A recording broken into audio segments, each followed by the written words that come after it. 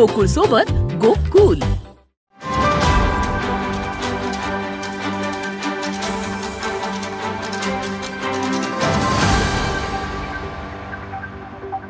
कोल्हापूर जिल्ह्यामध्ये विशेषतः पाणी टंचाईबद्दल जिल्हा परिषदचे सीईओ आणि महानगरपालिकेचे आयुक्त हे सगळे योग्य पद्धतीने काम करत आहेत आणि अतिशय चांगल्या पद्धतीने पहिल्यापासूनच टंचाईच्या आराखड्यावरती दर 3 महिन्याला आम्ही ज्या काही बैठका घेतो आणि नियोजन करतो त्या पद्धतीने कारवाई सुरू आहे. सुदैवानं आजसुद्धा जे काही एकूण सगळे आपल्याला टँकरची व्यवस्था व्हायला पाहिजे त्यासाठी योग्य पद्धतीचं नियोजन चाललेलं आहे. परंतु विशेषतः कोल्हापूर शहरामध्ये आज 1-2 दिवसामध्ये आपण बघितलं असाल तर आतासुद्धा महानगरपालिकेच्या आयुक्तांना मी बोललो आहे, त्याच्यानंतर एक बैठक आम्ही घेणार आहोत.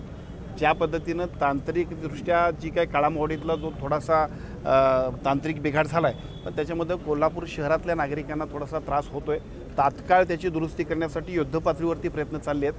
आज आणि उद्यापर्यंत याच्याबद्दल निर्णय होईल.